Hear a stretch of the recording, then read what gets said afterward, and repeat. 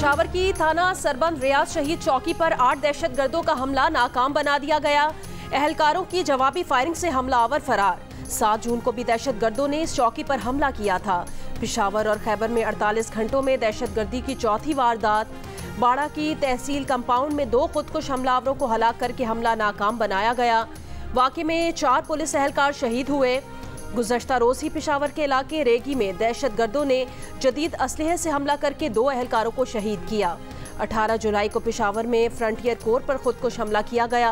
7 एहलकारों समेत 10 अफराद जख्मी हुए।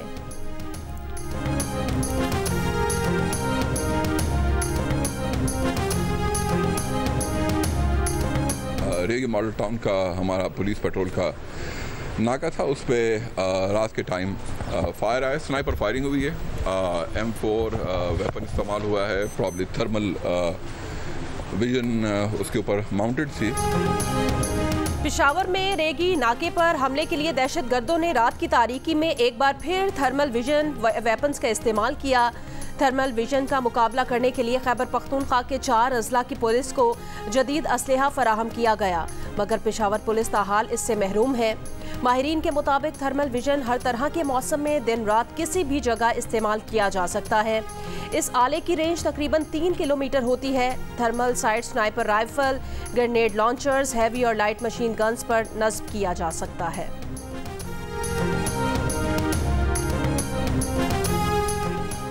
आज़ाद कश्मीर के दारुल हुकूमत मुजफ्फराबाद, बाग, वादी नीलम और गिरदोनवा में मूसलाधार बारिश। नदी नालों में पानी का बहाव तेज। कराची के मुख्तलिफ इलाकों में रात गए बूंदाबांदी, ठंडी हवाएं।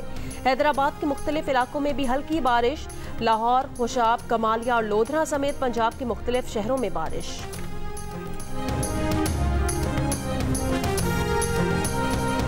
आइंदा आम इंतखाबात पुरानी हल्का बंदियों और नई इंतखाबी इस्लाहात पर होंगे। इलेक्शन कमीशन आम इंतखाबात के लिए तैयार है। इलेक्शन कमीशन का ऐलान। Special secretary election commission Zafar Iqbal ने कहा कि 12 अगस्त को मुद्दत मुकम्मल होने पर असम्बली तहलील हुई तो 11 अक्टूबर से पहले इलेक्शन करा देंगे। अगर 12 अगस्त से पहले असम्बली तहलील हुई तो 3 माह में इलेक्शन कराएंगे।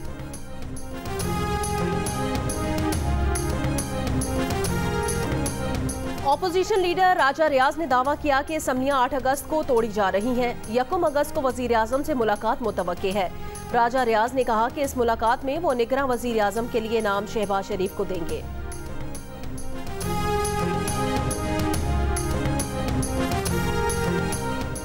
वजीर आजम शहबाज शरीफ आज नौशहरा का दौरा करेंगे। रशकई इकनॉमिक जोन फेज 1 का इफ्तिताह करेंगे। रशकई स्पेशल इकनॉमिक जोन CPEC मंसूबे का हिस्सा है।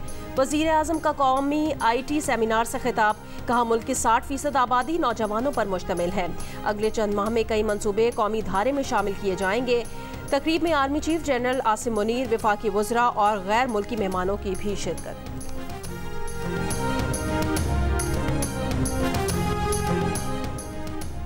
पाकिस्तान में बुनियादी जमहूरी उसूलों को सपोर्ट करते हैं। तर्जुमान अमरीकी महकमा ख़ारजा मैथ्यू मिलर का पाकिस्तान में इंतखाबात की तैयारियों पर रद्द-ए-अमल। कहा आज़ाद मीडिया, आज़ादी इजहार राय, इज्तिमा की आज़ादी होनी चाहिए। यही तमाम उसूल जमहूरी इंतखाबात की बुनियाद हैं जिनकी हिमायत करते हैं। पाकिस्तान में दहशतगर्दी के वाक़यात और अफगानिस्तान की सूरत हाल पर कहा कि तालिबान के वादों से कतई नज़र हम अमरीकी मफादात के तहफ़्फ़ुज़ का हक बरकरार रखेंगे। खित्ते में इंसदाद दहशतगर्दी की कार्रवाइयाँ करने की सलाहियत बरकरार रखी जाएगी। सिविलियन के फौजी अदालतों में ट्रायल के खिलाफ दरखास्तों पर सुप्रीम कोर्ट में समाअत आज फिर होगी। गुज़श्ता समाअत पर अदालत ने अटॉर्नी जनरल को मुल्ज़िमान को अपील का हक देने के लिए हिदायत लेने का हुक्म दिया। चीफ जस्टिस ने कहा था कि गिरफ्तार अफराद ट्रायल में जाने को तैयार है, लेकिन ट्रायल मुनसिफाना होना चाहिए। बताएं, फौजी हिरासत में अफराद का केस कैसे गैर जानिबदारी से देखा जाएगा। परवेज खटक का ये कहना दुरुस्त है कि तहरीक इंसाफ ने पिछले 1 साल में 4 मरतबा से ज्यादा इंतखाबात का मौका गवा दिया, क्योंकि चेयरमैन तहरीक इंसाफ नए इंतखाबात की बजाय नए आर्मी चीफ में ज्यादा दिलचस्पी ले रहे थे। विफाकी वजीर सरदार अयाज सादिक की कैपिटल टॉक में गुफ्तगू। कहा चेयरमैन PTI ने नया आर्मी चीफ अपनी मर्जी से मुकर्रर करने की शर्त लगाई थी, जिसे हमने मुस्तरद कर दिया था। उस नौइयत का केस हो कि आपने वो डॉक्यूमेंट जो है उसकी प्रॉपर केयर नहीं की और हिफाजत नहीं की, या वो आपसे कहीं गुम हुआ है या गुम नहीं हुआ, तो आपने उसको जिस कानून के ज़ाब्ते के तहत उसको हैंडल करना था आपने नहीं किया, तो उसमें तो एक क्लॉज वो कहती है कि 2 साल तक सज़ा होगी। अगर शहादत इस बात की है कि इस क्लासिफाइड डॉक्यूमेंट को पब्लिक करना या उसको शेयर करने की वजह जो थी वो इस तरह के ज़ाती मकासद थे और उसकी वजह से कौमी सलामती जो है वो ख़तरे में जाती, तो उस सूरत में वो कैटेगरी है वो 14 साल वाली भी है, और जो बहुत संगीन नौइयत के मुकदमात होते हैं उसमें डिफेंस रिलेटेड भी कुछ स्ट्रीक्स आती हैं, उसमें फिर सज़ाएँ उससे ऊपर भी जा सकती हैं। चेयरमैन पीटीआई के सर पर उमर कैद की तलवार लटकने लगी, हुकूमत ने खबरदार कर दिया। वजीर कानून आजम नज़ीर तारक का कहना है ज़ाती मकासद के लिए सरकारी या सिफारती दस्तावेजात इस्तेमाल करने पर 14 साल की सजा दी जा सकती है। ज़ाती मकासद के साथ अगर कौमी सलामती को नुकसान पहुँचाने के शवाहिद हों तो उमर कैद और इससे ज़्यादा सजा भी दी जा सकती है। गफलत या गलती से भी किसी अहम दस्तावेजात को नुकसान पहुँचाने या गायब करने की सजा 2 साल है।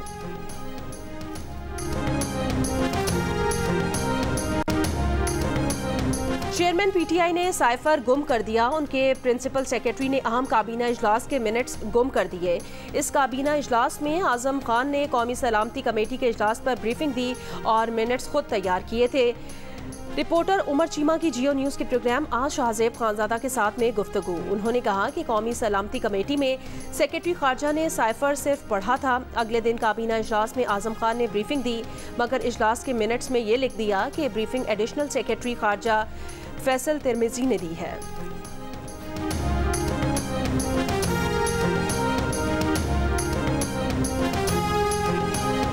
तोशाखाना केस में आज गवाहों के बयानात पर जेरा होगी। गुज़श्ता रोज चेयरमैन पीटीआई की मुसलसल अदम हाजिरी के बाद अदालत ने 2 गवाहों के बयानात रिकॉर्ड कर लिए। चेयरमैन पीटीआई के न आने पर जज ने उनके वकील ख्वाजा हारिस को उनका नुमाइंदा मुकर्रर कर दिया।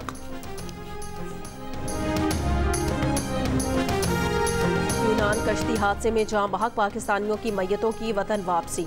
नमाज जनाजा के बाद 2 अफराद की गुजरात और 1 की गुजरावाला में तदफीन कर दी गई।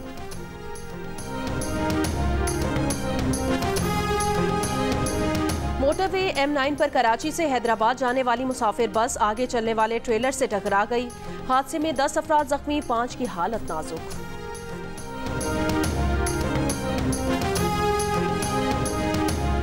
दरियाए रावी के सैलाबी रेले के बायस नारोवाल में हजारों एकड़ अराजी ज़ेरियाब आ गई। जसड़ के मकाम पर दरियाए रावी का बहाव 68,094 क्यूसिक रिकॉर्ड किया गया। पीटीआई के रहनुमा शौकत यूसुफजई के घरों पर छापे। कार्रवाई बशाम और पेशावर में की गई। छापे के दौरान शौकत यूसुफजई मौजूद नहीं थे। घर पर मौजूद छोटे भाई से शौकत यूसुफजई के बारे में पूछगछ की गई। शौकत यूसुफजई कहते हैं, पुलिस घर पर मौजूद मेरे बच्चों की गाड़ी भी साथ ले गई। दावा किया कि पुलिस और एक्साइज ने गैर कानूनी छापे मारे। कराची के इलाके पाक कॉलोनी हारूनाबाद में फायरिंग, 1 शख्स मारा गया। पुलिस ने शुबा जाहिर किया है कि मरने वाला डाकू है। दौरान डकैती शहरी की फायरिंग से मारा गया। मुबैना मुलजिम से 1 पिस्तौल मिली है। मुलजिम की शनाख्त नहीं हुई। गुजरावाला की निजी हाउसिंग सोसाइटी में वाक़ई घर में डकैती। 4 डाकू अहले खाना को यरगमाल बनाकर मोबाइल फ़ोन, नकदी और कार्ड छीन कर फरार। छीनी गई गाड़ी फरार की कोशिश के दौरान डिवाइडर से टकरा गई। डाकुओं की नहर के करीब छुपने की कोशिश नाकाम। 2 गिरफ्तार, दीगर 2 मुलजिमान की तलाश जारी।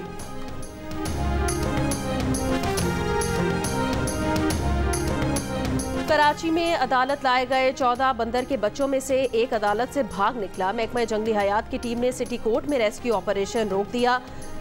आज दोबारा शुरू किया जाएगा। जराए महकमा जंगली हयात का कहना है बंदर के बच्चे आम की पेटियों में थे। हवा के गुजर के लिए कुछ लकड़ी हटी हुई थी जिससे एक बच्चा निकल गया। कराची टोल प्लाजा पर 4 सद्दा से आने वाली मुसाफिर बस से 14 नौजायदा बंदर बरामद हुए थे।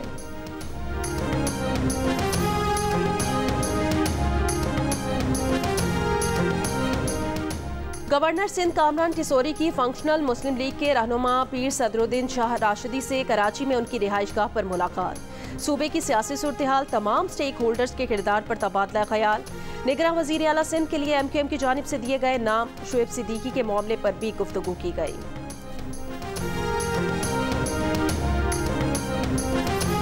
पाकिस्तान एयरपोर्ट्स अथॉरिटी बिल 2023 कौमी असम्बली से मंजूर। वफाकी वजीर ख्वाजा साद रफीक कहते हैं सिविल एविएशन की तकसीम से किसी मुलाजिम को नौकरी से नहीं निकाला जाएगा। कहा PIA का इस साल खसारा 80 अरब रुपए है। एक साबिक वजीर के गैर जिम्मेदाराना बयान ने PIA को तबाही के दहाने पर ला खड़ा किया। कोई मुल्क हमें तैयारे लीज करने पर तैयार नहीं है।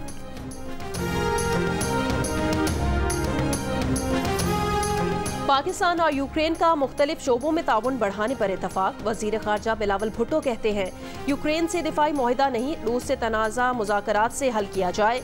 यूक्रेनी वजीर खारजा की प्रेस कॉन्फ्रेंस में मौजूद एक रूसी सहाफ़ी को दफ्तर खारजा से बाहर निकाल दिया गया। रूसी सहाफ़ी ने बताया कि उन्हें यूक्रेनी सिफारती हुकाम की जानिब से प्रेस कॉन्फ्रेंस में शिरकत से रोका गया है। इस्लामाबाद में मौजूद रूसी सिफारत खाने ने पाकिस्तानी दफ्तर खारजा से मामले की वजाहत तलब कर ली है।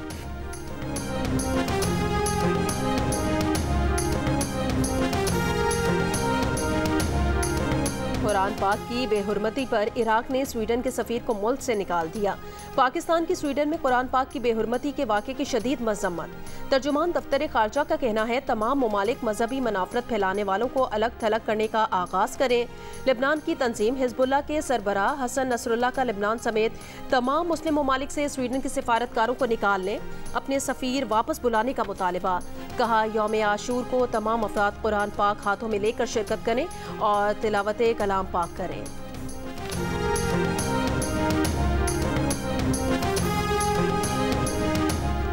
पेशावर में जंग और दी न्यूज़ के ज़ेर एहतमाम एजुकेशन एक्सपो 2023 का इफ्तिताह गवर्नर खैबर पख्तूनख्वा गुलाम अली ने किया। बड़ी तादाद में मुख्तलिफ जामियात के तलबा और तालिबात की एजुकेशन एक्सपो में शिरकत। कैनेडा, आयरलैंड और बरतानिया में तालीम हासिल करने के हवाले से भी तलबा और तालिबात को मालूमात दी गई।